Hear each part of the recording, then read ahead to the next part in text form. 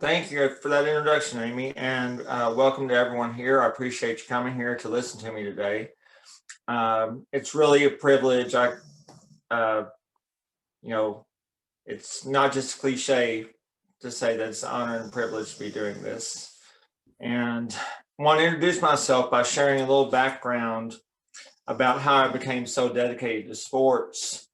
And that led to me running 17 straight Boston marathons from 2001 to 2017. That included, of course, 2013, the year of the bombings. And this will also help explain some of the mental health conditions that I've dealt with from an early age. I can still remember pretty vividly the day that it was a Saturday that I was 10 or 11 years old. My parents were called me and my brother and sister together at the dining room table to tell us that they were splitting up. And I didn't really want to hear that, like almost no one does. But my response about 15 seconds into their talk was to go into my room, grab my basketball, which I was already a basketball nut, but grab my basketball and go up to the basketball court at the school. And I spent about the next 10 hours probably shooting baskets. And every couple of hours, I could see my dad, this at the top of a big hill. Every couple of hours, I could see my dad driving past at the bottom of the hill. They obviously knew where I went and everything, but he was wise enough to just leave me alone. And he kind of knew what I was doing. But after that event, and that's traumatic for a lot of people, I was already pretty dedicated to sports, but I really dove in, and sports became my sanctuary. And that continued on through middle school and high school. I eventually moved from basketball to track and cross country in high school. And that was just, a sanctuary from a chaotic family life. So, although I was undiagnosed, that I don't know if that was the beginning of it, but undiagnosed, I had depression and anxiety from age 10 or 11 on. But it served me well as a sanctuary. And in high school, that's when I saw my first issue of Runner's World magazine, and it had the Boston Marathon on its cover. So that was immediately a huge goal for me. That that was just the ultimate goal for a runner. And I set that goal to run it one day. Well, that finally arrived 2 decades later in 2001. And I was hooked. It became my annual journey to Mecca. And can I get the next slide, please? Thank you. And that's a photo from the 2004 Boston Marathon, which was one of the hot ones. I'm rounding the corners to the finish. That's 90 degrees that day. Tough day to run a marathon. But I enjoyed a good deal of success with my running and everything, but it was a sanctuary from my real life problems, and all through the years. And as my therapist said, it kind of became my best friend. That again, I was never diagnosed or treated for mental health conditions, so I dove into that, and I started drinking when I was 15 or 16 years old. And like a lot of people, just starting out with a beer or two here and there, just a little at first, but by the time I reached my 20s and 30s, I was a regular binge drinker. And I was a mess, but I had my Boston Sanctuary every April on Patriots Day. That's always the third Monday in April. And all through the year that was the focus, you know. Well, that sanctuary was shattered on April 15, 2013, when 2 bombs went off. And near the finish line, they killed Crystal Campbell, Lindsay Liu, Sean Collier, and Martin Richard. Sean Collier, the MIT cop, he was actually killed by the bombers 3 days later. They shot him on the MIT campus. I was well behind the explosions, but when I came upon the spot where the police had blocked all the remaining runners coming in, there was about 5,700 of us who hadn't finished yet. That was at the corner of Commonwealth and Massachusetts, and they had blocked off the part of the course where we go briefly under Mass Avenue and then back up, and then you make the last 2 turns to the finish. Well, here's a life hack here. After a terrorist attack, don't sneak past 2 police barricades. That's what I did. You know, it was pretty chaotic, so it's still unclear exactly what was going on, but I went past, just kind of pushed through the crowds actually to get back on the old. They had changed the course a few years before, so I got back on the old course, and just same distance still, but just on Commonwealth Avenue rather than going under Mass Avenue. So I'm running along, and that's you know, when I come up on the next to the last turn, the National Guard is blocking that. There's about 30 or 40 National Guardsmen, and you know, I'd say they were a little surprised. A lone runner coming up on them. This is about a quarter mile after the others were blocked, and I had the distinction of the 5,700 that were blocked from finishing. I made it farther than anyone because I did that, and smoke was drifting out from Boylston Street, the next block over. So I was right there at the corner of Commonwealth and Hereford, and the saying is go right on Hereford, left on Boylston, and then you're at the finish. So smoke was drifting out, and that's the point where the rescue convoy was driving past us. And as I'm talking to the National Guard and asking them, okay, well, you know, where am I supposed to go? What am I supposed to do? And while we're talking, I'm standing there just on the curb, and just a few feet away, this gigantic rescue convoy is going past us, and that's police cars, FBI vehicles, a lot of unmarked vehicles, military vehicles, and a lot of ambulances. And Commonwealth is one of those streets, kind of like Mockingbird Lane in Dallas, for anyone familiar with Dallas, where it's mostly a long straightaway, several lanes wide, and as far as you could see down there, there was just rescue vehicles.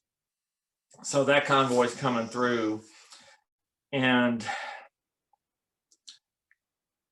more ambulances than I could count, and found out later that there were 140 ambulances. And that's really the point where my mind was getting overwhelmed. Again, these were just arm's length away from me and moving pretty slowly because there's so many people moving around and so many vehicles and everything. And I still remember just subconsciously reaching out and touching one, putting my hand on one of the ambulances. And, you know, that was, I think, my mind's effort to try to wrap itself around what was going on, to make sure, okay, this is real. And I'll never forget, it was the one that I touched one of those ambulances that had the big windows on the side where you can see all in it. And the paramedic that was in there, he looked out at me, but he kind of nodded his head like he kind of could see what I was doing.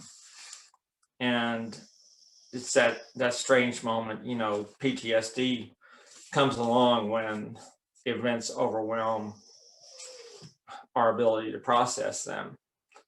And okay, we get the next slide, Matthew. We have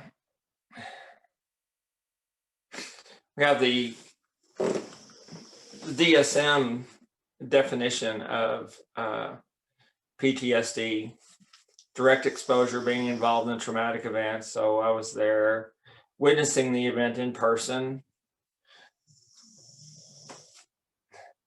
Indirect exposure for some people, because I knew there's a lot of people, any events like that, you know, you can take 9/11, people watching it on TV, you know, they were affected too. And there's some people have more difficulty processing it than others. Repetitive or extreme indirect exposure, such as first responders working in the course of their professional duties. And that's very common too. And something that I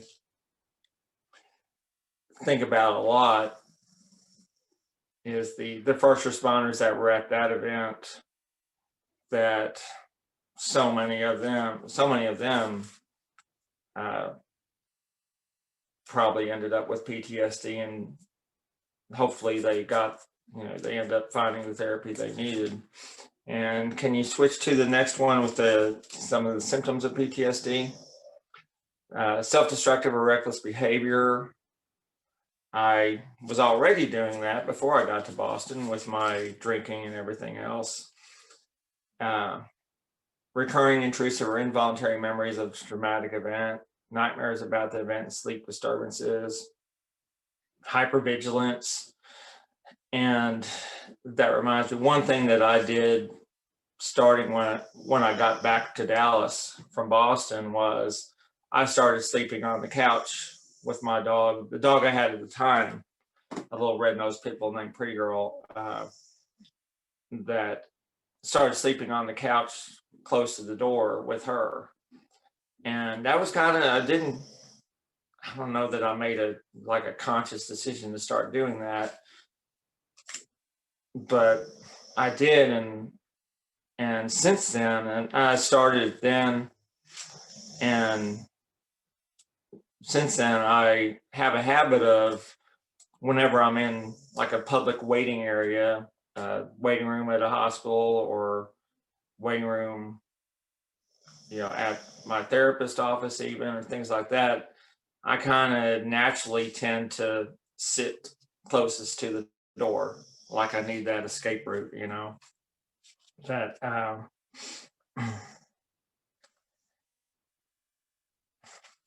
you know, that's just that coping mechanism, I guess. And again, I was undiagnosed and untreated for another 3 years. And can we get that slide about according to the National Institutes of Health, and it's on the next slide, that 2 to 11% of people with PTSD actually have a diagnosis, are actually diagnosed. And I find that disturbing. I wasn't overly shocked by that. But even more alarming is that out of them, they estimate that less than half of these patients are ever treated for it, ever receive treatment for PTSD. And that's just, in summary, the whole article, they go into a little more detail, that it's just their educated guess on that. And that, you know, that just shows how we have to change that. And NAMI and other organizations, we have to do everything we can to change that, because that's such a low number of people that are ever diagnosed, and even lower number that are treated. So we're talking about, nationwide, there's just way too many people who are undiagnosed and untreated. So, my life was rapidly changing that day. That while I was in Boston that day, radio station 105.3 The Fan interviewed me on the air. Another radio station interviewed me on the air, and Dallas Morning News contacted me, and other people, because everyone knew I was up there running. So it was a reporter at the Dallas Morning News had my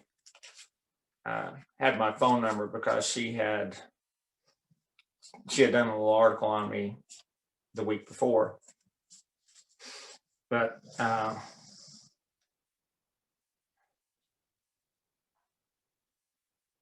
when I finally got back to my hotel at 10 p.m. that night, and still trying to process everything, that it wasn't hitting me yet, and I'm trying to speak to hear how, as my therapist says, it takes the mind a while to catch up with the event that's happened to the body, to the event that you witnessed, because it really, it was weeks and months before I started thinking that maybe I had PTSD. So I flew out of Logan Airport in Boston the next morning, and it was just chaos at the airport, which just added to my PTSD. Again, that's when the bombers were still on the loose. So lots of extra security at the airport, and just piles on with all that distress. And then when we were flying into Dallas, the airline crew warned us that TV camera crews were waiting for us at the baggage claim. So, get off the,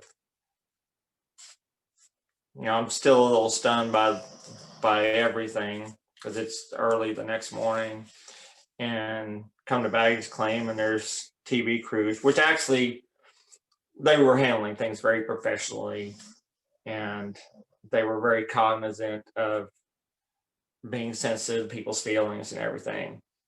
So it was, I think, CBS in Dallas, and then the big Spanish-speaking station. I can't remember their call letters right now, but as I was interviewed by two of them, my friend Trey Garrity, he was standing off to the side to give me a ride home and to pick up Pretty Girl, and she was the dog I mentioned a few minutes ago, a rescued and rehab pit bull. There she is right there. That's outside the vet's office where I had boarded her. So that was the next morning, and I was overjoyed to see her. She was already serving as my emotional support dog. She had been for years, as she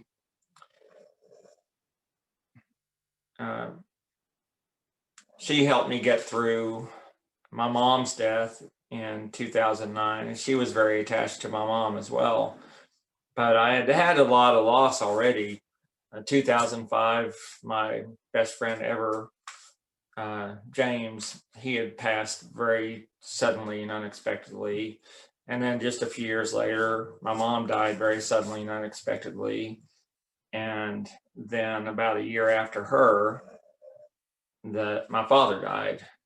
And I just didn't have any support system other than that.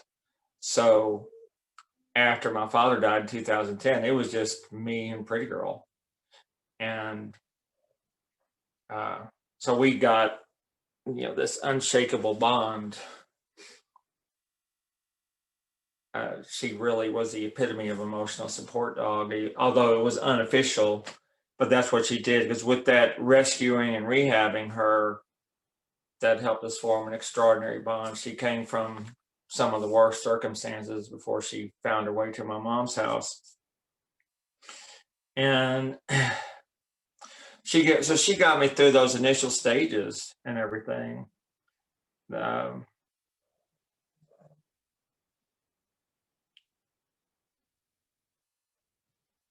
she got me through those initial stages, and then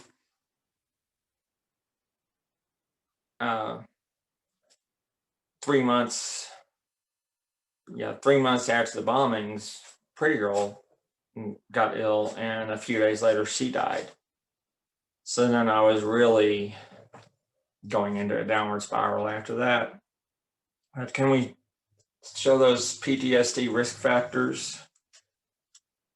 Thank you. So you see the traumatic event, and I think this speaks to probably a lot of people with PTSD, in that I already had existing mental health conditions, which again were undiagnosed, but they were there. Life stressors with massive personal losses I'd had, lack of support, genetics. I don't know how much genetics played into all that, but and previous trauma with different family events and things like that. And all that, I've learned in therapy that, as I've asked a lot of questions about this, learned in therapy that, 1,000 people can be at the same event, but they all cope with it in different ways. It affects all of them on different levels. And some people are just more resilient because maybe they don't have existing mental health conditions, or maybe they have much more of a network of support. And so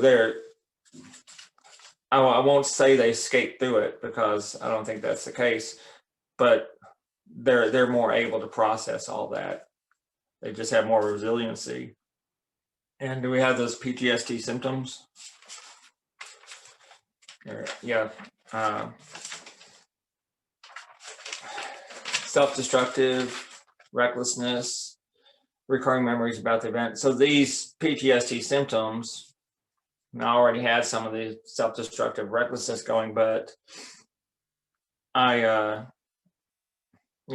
that just worsened. I kind of doubled down on my drinking. So I was self-medicating to cope with this. And, that's where just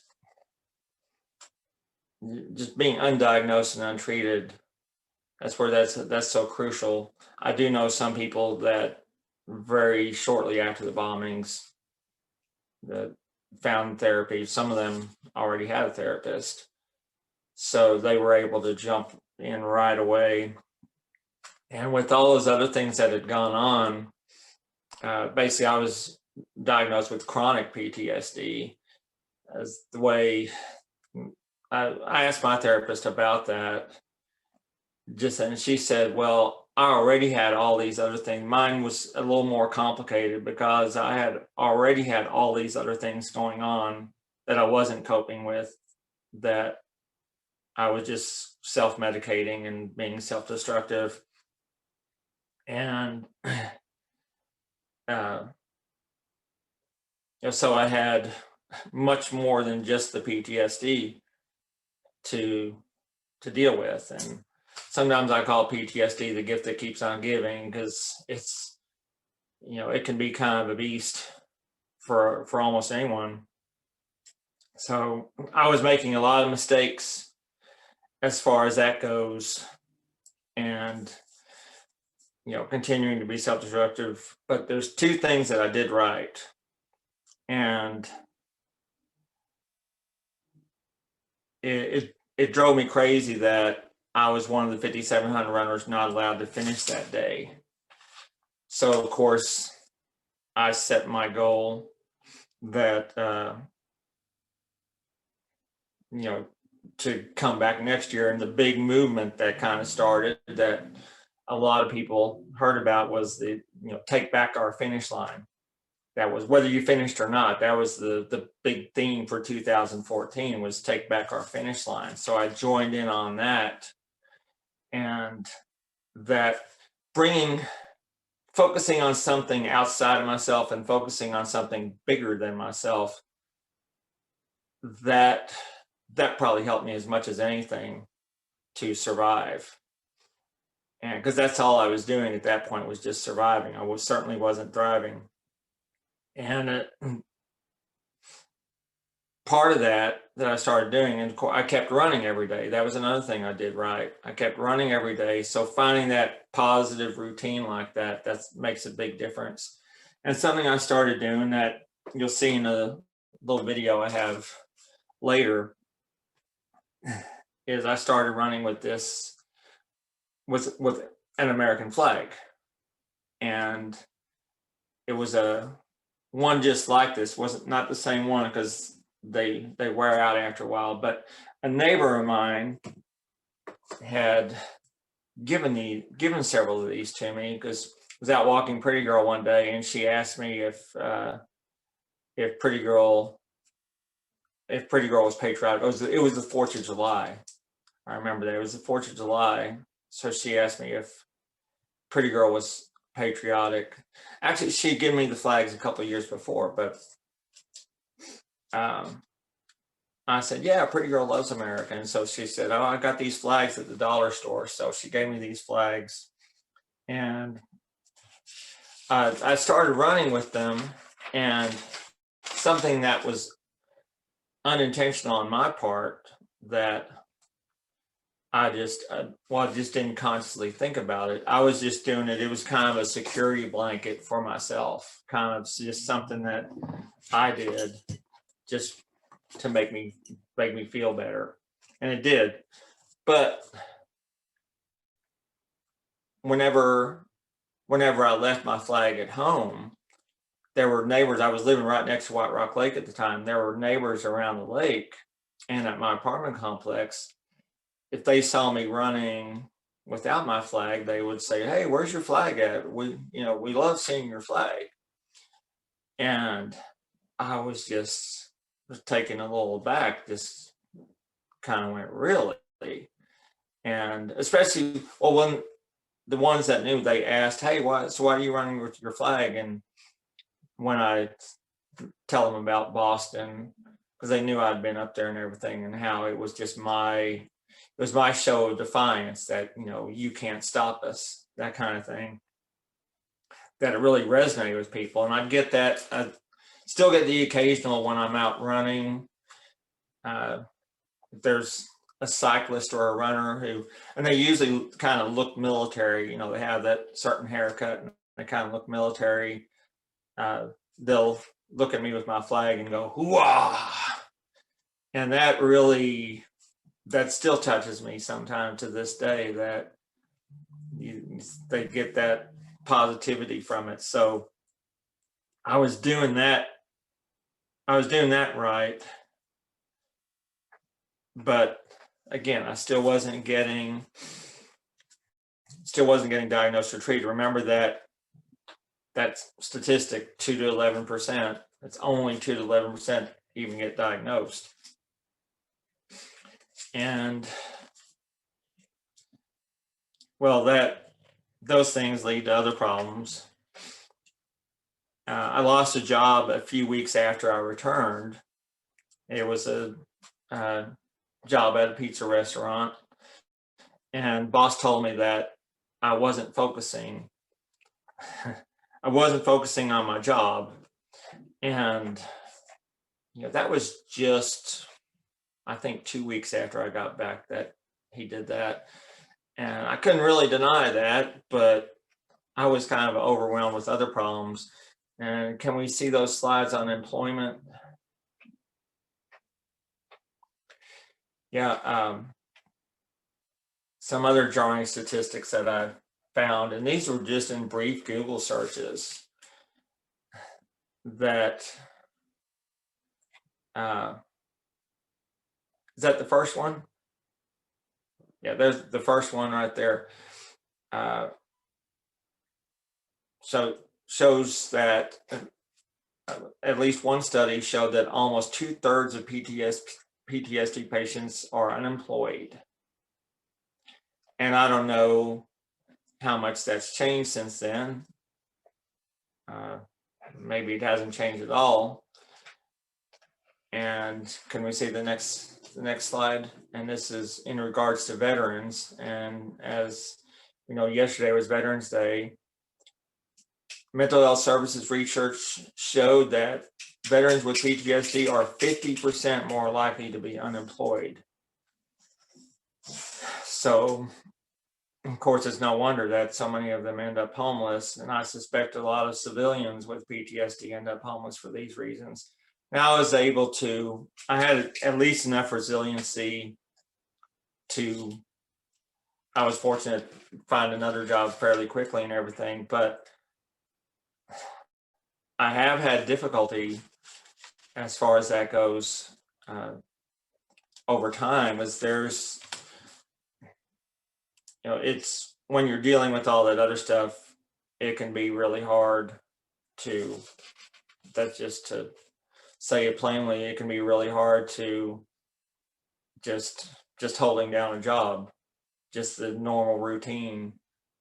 That I'll give an example. I was working for a large grocery store a few years ago, and at the suggestion of my therapist, I had asked them for just a slight accommodation. Basically, it was our registers. When I was on register, there were 10 registers in the store, and I noticed early on, and fortunately this is after I started seeing my current therapist, but this just shows how long PTSD can affect people, and my anxiety as well. But I noticed if I was on register 1 or 10 in a big open area by the doors, right by the doors and big windows and a lot more space, even if the store was crowded and busy, I was functioning a lot better than if I was on register. I was a lot more relaxed, rather than if I was on, say, registers 5 or 6 in the middle, and when the big crowd forms, when there's a big line and it gets noisier and noisier, well, my anxiety would skyrocket. And I'm sure that affected my job performance. And of course, when your job performance suffers, that's when it leads to people losing their jobs. Fortunately, by that time, with the therapy had been getting, I was getting better and better at dealing with my panic attacks, and just reframing and replacing and kind of focusing on things other than my panic attack. That I decided to, one very busy Saturday, I decided to go ahead. I counted my panic attacks, and I like to say I faked my way through 6 panic attacks that Saturday. And by faking my way through, actually, I was employing some good coping skills, just focusing on talking to people while I was at the register, ringing them up. Just, hey, Bob, how about that Super Bowl, or just whatever, just small talk. But it's that thing of just kind of distracting myself from it. So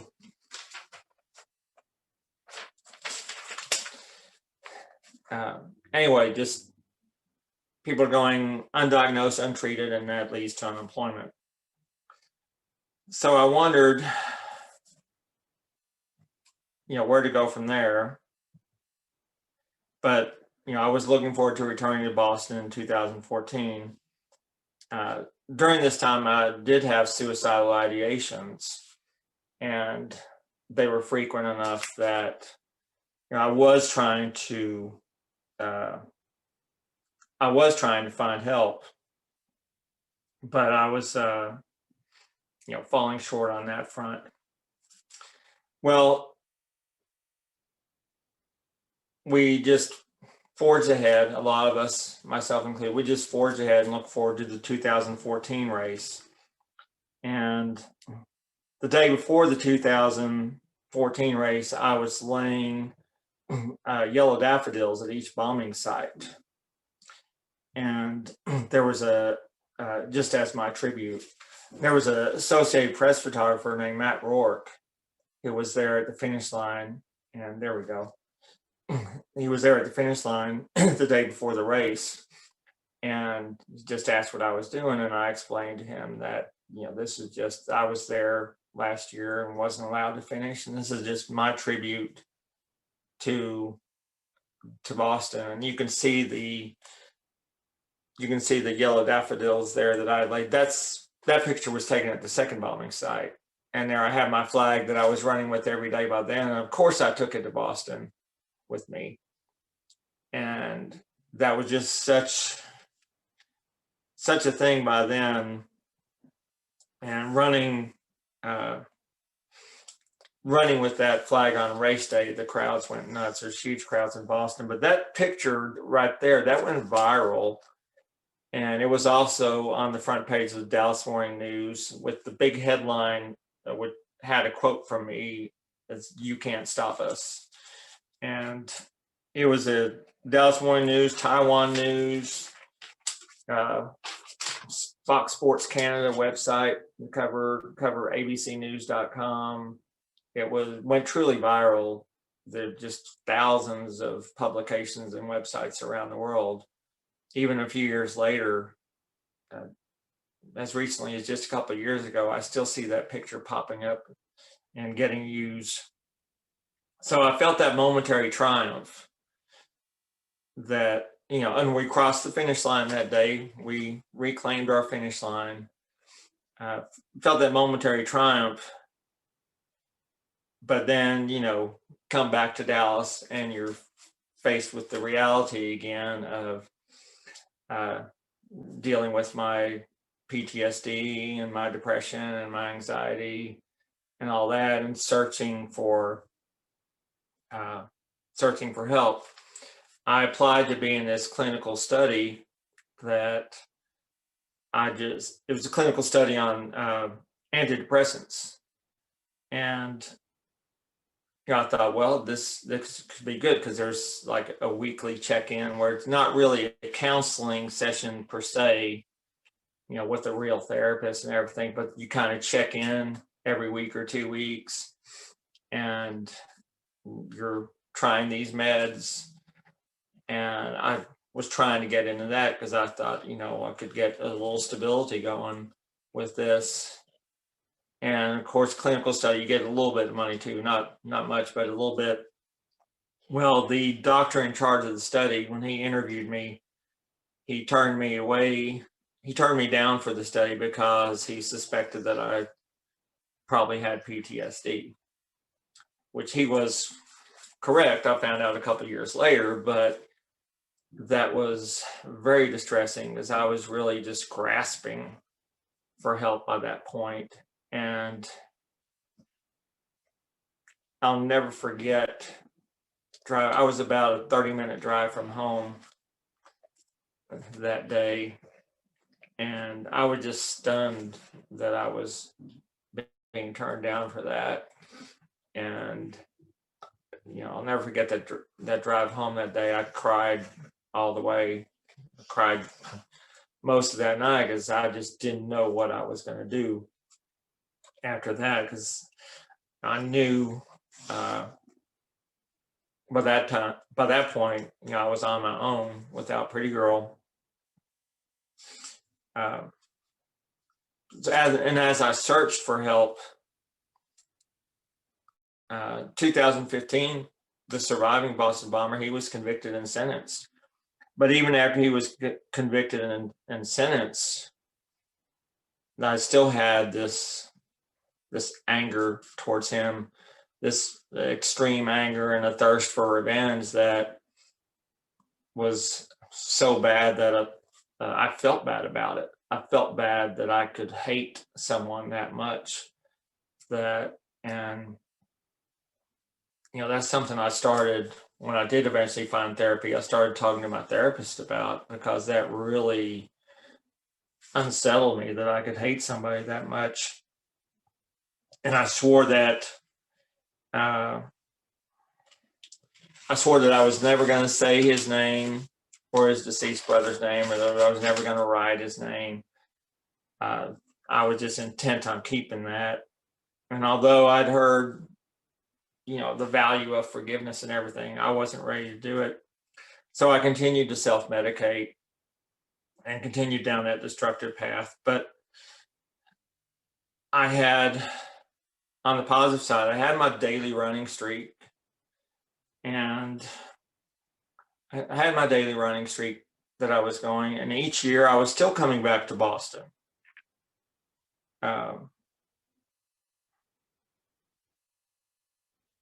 I was still coming back to Boston, 2015.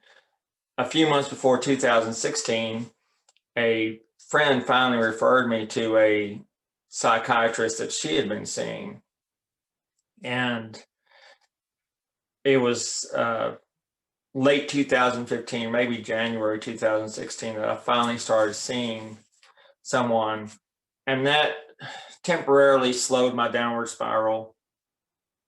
He prescribed Wellbutrin for me, and had a weekly session with him.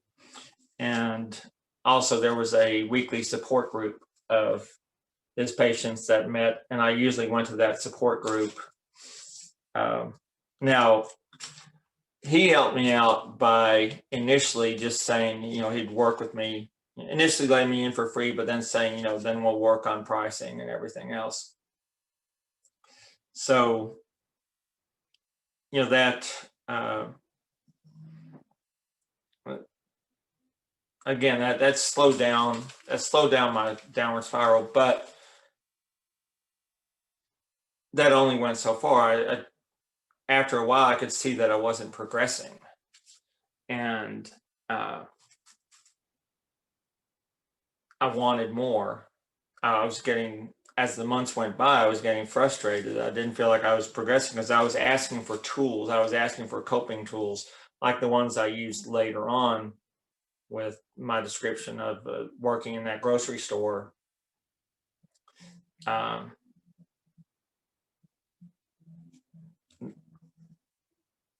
That I was able to employ some of those tools by then. That's what I was asking for from him, and I wasn't getting them. And I felt like these were just random conversations. So I was completely frustrated. I knew I could do better. And so I just quit everything. I dropped the therapy. I quit Wellbutrin cold turkey, and found out later that was a very dangerous thing to do. And here we have, when a therapist is not right for you, and it reached that point, that third one, it had reached that point, has nothing to say to you that's helpful or comforting. The fourth one doesn't make you feel heard or understood. Those were big right there. That it's a big sign you don't have the right therapist. When this was on a weekly basis, I was leaving not only the support sessions with his other patients, the group support, I was leaving our individual sessions more upset than when I got there. And, for someone who was having great difficulty coping, and I was having more and more frequent suicidal ideations, that, random conversations about Jerry Jones weren't helping me. That's not what I was coming there for. So I left all that. I was on my own again. And it reminds me to say one of my favorite sayings is recovery is not a linear process. And that's whether you're dealing with an addiction and or a mental health condition. And, those almost always go hand in hand. I think you rarely have one without the other, with mental health conditions and addictions. So, to continue with my drinking and everything. But I'll say right here that going it alone, both at the beginning of it and at this point, that was a mistake on my part. That was a mistake to do that. And of course, I was just doing whatever I could with the knowledge that I had. But along with that going it alone and that whole thing of trying to tough it out, as I learned from my personal experience that dealing with PTSD, it has nothing to do with how tough you are. And I think that's really why so many of these veterans end up dying by suicide, is they, being military people with that mindset and everything. I think that, again, this is just my personal theory, but I'll stand by it in that they're trying to tough it out. I remember seeing a Facebook post about someone they knew who was a veteran with PTSD, and they were saying, "Oh, well, he's tough. He'll be fine. He's tough." And I was like, "Oh my God, no, that's not it at all. That's not it at all." Well, I made it into the 2017 Boston Marathon, and this is yet another point where the Boston Marathon made a huge difference in my life. It was a hot day, so I was in the medical tent after the race because I was just kind of feeling woozy, not anything life-threatening, right? But I was just kind of woozy, so I went to the medical tent just to get my vitals checked. And I was talking to the nurse in there, and she was asking me about my Boston experience and everything.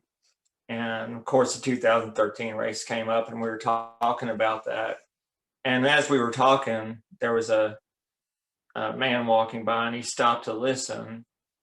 And it turned out that it was Dr. Jeffrey L. Brown, sorry. And he has been the official psychologist of the Boston Marathon for many years.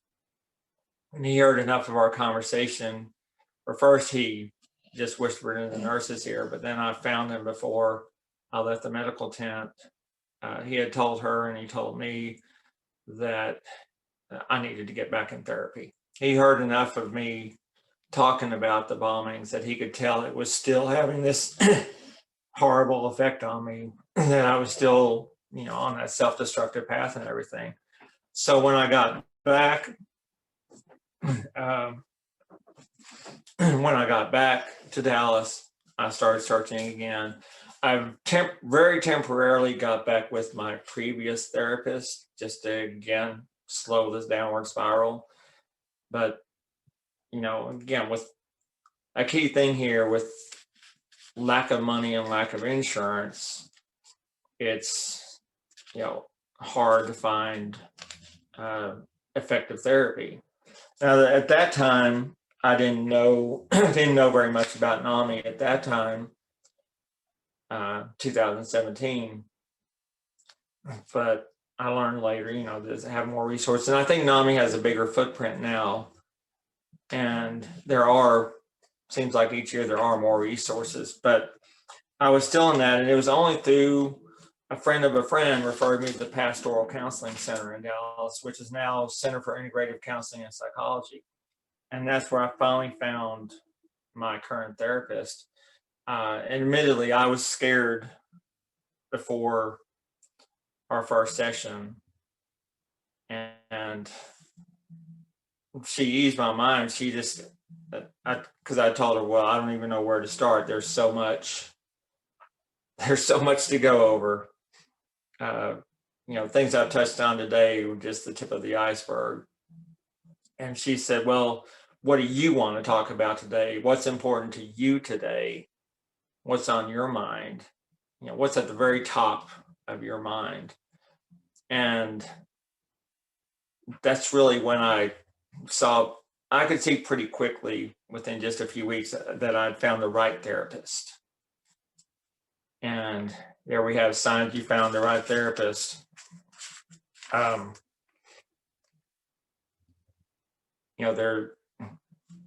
not trying to be your friend. My therapist gives me homework on a regular basis. They ask for feedback and actually listen to it. They're interested in listening to what you had to say.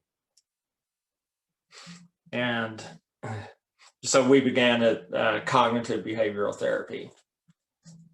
And pretty quickly, I could feel improvement. I could see improvement. And I wasn't on any medications. I didn't go back on any medications, but I did start cutting back on my drinking. Now, she had suggested early on about forgiving the Boston Marathon bomber, Dzhokhar Tsarnaev.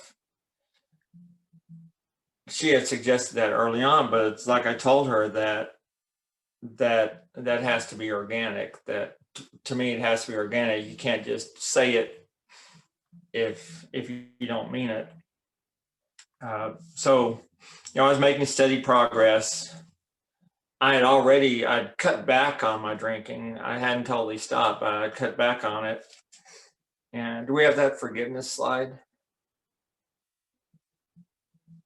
Yeah, I like this. How to forgive. Forgiveness is taking the knife out your own back and not using it to hurt anyone else, no matter how they hurt you. And that was just a huge leap for me. I still hadn't reached that point, but I stopped drinking on May 7th, 2019, just over 2.5 years ago. And I noticed within just a few weeks that I had more clarity in my thinking, that I felt better physically, but also I had more clarity in my thinking. And that really helped me move forward in my therapy, helped me progress. But I was still, I still felt like I had this enormous weight on me. But with my clearer thinking, I started my mental health podcast, and on the website for this session, it's listed. I started my mental health podcast in July 2020 and started making YouTube videos relating to mental health. And it was while I was making one of my YouTube videos about mental health where I just basically just hold my phone up and start talking. There were a bunch of ambulances and police cars very loudly going by not too far away. But what I noticed as I was making the video was that I wasn't really reacting much to them, other than just glancing out the corner of my eye to see where they were. But I wasn't jumping out of my skin like I had years before. And I had progressed that much through my PTSD. Now, I'd been talking about and thinking about forgiving the bomber, but it was in the middle of making this video that I realized I had reached that point, that I was so much better with my PTSD, and I didn't feel that when I thought about it, I didn't feel that anger or that vengeance. And so I had forgiven Dzhokhar Tsarnaev, and it was like the weight of the universe dropping off my shoulders. That, felt that instant relief. And it is that thing of, I'm reminded of that. There's that old saying about, revenge is revenge or holding a grudge. It's like drinking poison and hoping it kills the other person that you're holding the grudge against. That's absolutely true kind of thing. Because I also realized how much that had held me back all those years. But I was finally able to do that. And, so I saw that, just that I could see and feel that progress. And it was just an amazing moment. I'll never forget that in the middle of making that video. And I have a favorite quote from Nietzsche. Hope I'm pronouncing that name right.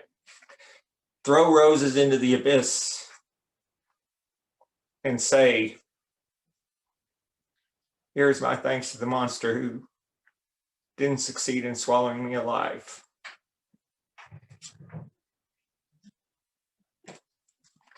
Excuse me. Sometimes these things hit you in unexpected times, but I've made it through that journey. That it's always ongoing. I still see my therapist. I'm seeing her on Tuesday coming up. But knowing I made all that progress just,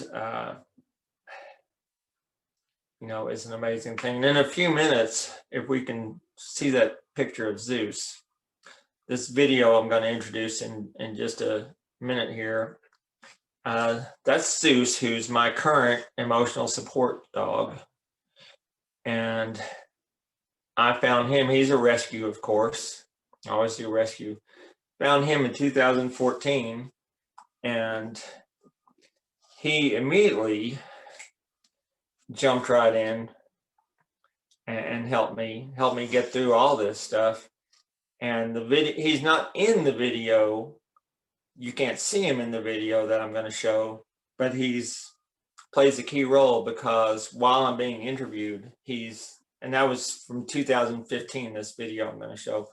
So pre-therapy, I was pre-therapy there. He's laying at my feet. He's basically laying, he's 100 pounds. He's laying across my feet while I'm being interviewed. And that just enormously calmed me. It helped me just deal with the whole thing. And it went pretty smoothly, you'll see. So I will make it back to Boston one day. It's been a couple of years since I've been up there, but lots of memories there. Those yellow daffodils that I mentioned, those yellow daffodils that I laid at the bombing sites each year, I laid at them each year, and they symbolize renewal. That's the whole thing. They symbolize renewal, and that we're going to keep going on. So when I go back in a couple of years, I'll do that as well. When a beautiful stained glass window is smashed into 1,000 pieces, we can put it back together. It's never the same, but it can still be beautiful. And that's how I view my PTSD recovery journey, or anyone that goes through recovery. Even on the worst days of my life, even on one of the worst days of my life, which was with the bombings, flowers were blooming and somewhere a ray of light was shining. I just couldn't see it in all the darkness, but I can see it now.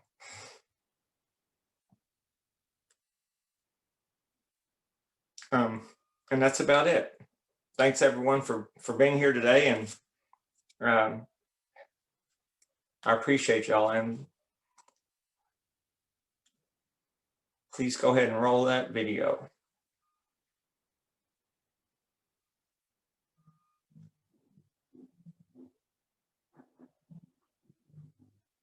Do we have audio on that? Dallas, there's a runner who helped take back the finish line last year and is determined to do it again. Years since the bombings at the Boston Marathon, an event that draws 500,000 spectators every year. On April 15, 2013, 3 people were killed and more than 200 others were injured. But in Dallas, there's a runner who helped take back the finish line last year and is determined to do it again. Our very own Ashley Allen has the story. All right. First mile's always rough. Another day of training for 52-year-old Ron McCracken. It's usually at least 3 or 4 miles a day. And when he says a day, he means every day. Today's going to make 5,758 days in a row. Nearly 16 years of running. His rule, it has to be at least a mile. But as he gears up for his 15th Boston Marathon, it's no longer about the distance, especially when he remembers that tragic day. As far back as you could see, there were emergency vehicles down Commonwealth. More ambulances than I've ever seen in my life. He boarded a plane the next morning and embarked on what he calls the most tense year of his entire life. All year long, all I thought about was I needed to go to the bombing sites and lay some flowers. Yeah. Just burning through me. When he finally got that chance last year, the world watched. This photo taken by AP photographer Matt Rourke went viral, splashed across everything from the Dallas Morning News to New York Post. And now the American flag you see there is a part of Ron's daily training. I told the strangers to go, hey, aren't you the guy that runs with the flag? Sentencing for the convicted bomber begins one day after this year's race. But Ron says the impending decision only makes him more determined. For me, it fuels it because it makes it more passionate. Not for the miles or the time, but for the honor of being Boston strong. Ashley Allen, KCEN HD News. Ashley tells us Ron leaves for Boston this Saturday because the big race is on Monday. He's still raising money for the trip through a GoFundMe account. If you'd like to help him on his journey, you can find the link at our website. Just go to kcentv.com. All right.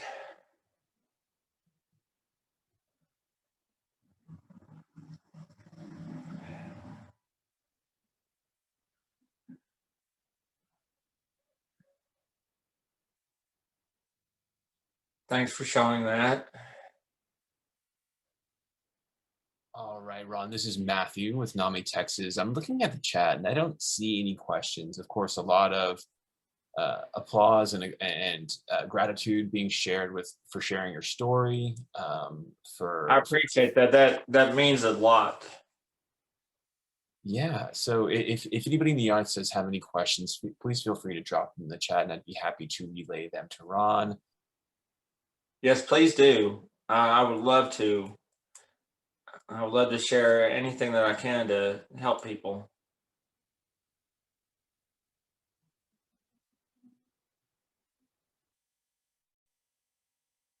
More thanks, gratitude for sharing.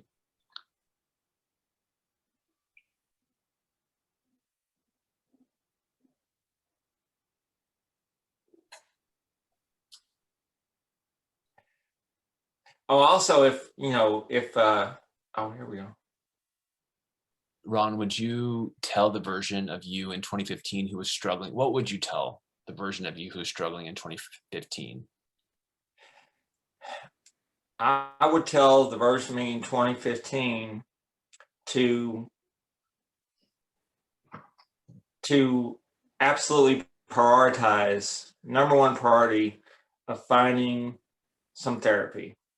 Although I was trying to in 2015, I had more of a priority. Drinking was a higher priority.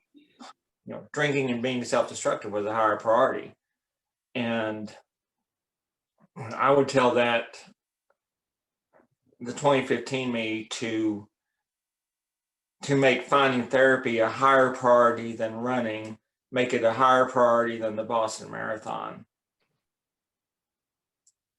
And also, I would tell the 2015 me to stop drinking as soon as you can. And also to forgive Dzhokhar Tsarnaev.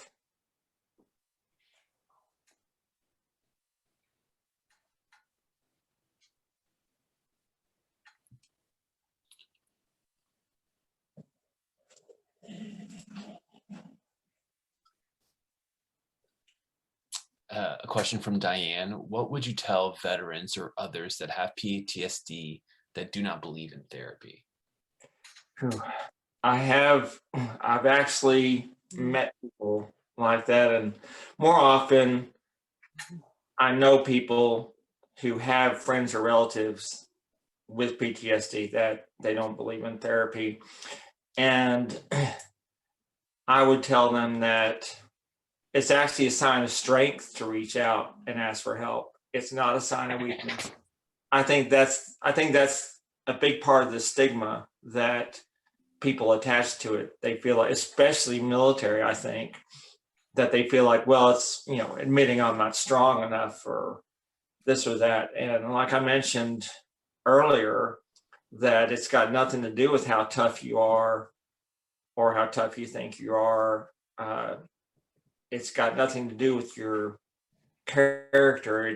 It's about because I'm between all my running and also things that have happened in my personal life through the years, I feel like I'm a pretty tough person, but I wasn't tough enough for PTSD. It wasn't until I didn't get better until I actually started getting real help. And the thing that I would stress to them is that you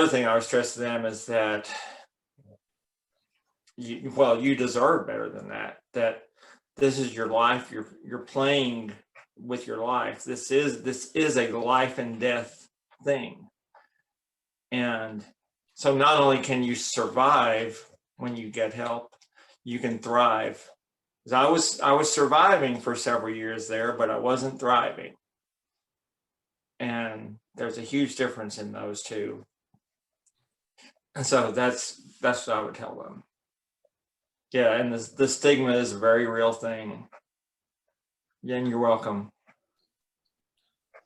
Ron, and this is, as a running enthusiast myself, this question is coming from me. What is your next race, or what is your plan for running going forward? I'm looking at, right now I'm in a stage of my running, especially since back in May I had hernia surgery, and that I didn't run for 40 days. I ended my nearly 22-year running streak at that time. And I didn't run for 40 days after surgery. So my goals going forward, I'm looking at doing the turkey trot Thanksgiving morning, because I live here in North Oak Cliff, so it's just a short streetcar ride into downtown. I'm looking at doing turkey trot Thanksgiving morning strictly for fun, because I know I'm going to run slow. And after that, I'm thinking about, I think it's second week of December, Dallas Marathon. They also have a thank you page. They also have a half marathon. So I initially was thinking about running the marathon, but I would like to run the half marathon. It's more real. Let's put it more realistic to run the half marathon. And then looking at Cowtown Marathon at the end of February. I think I can actually be ready for the full marathon. And then that's when we start thinking about going back to Boston again. So targeting long-term goal is April 17th, 2023, Boston Marathon.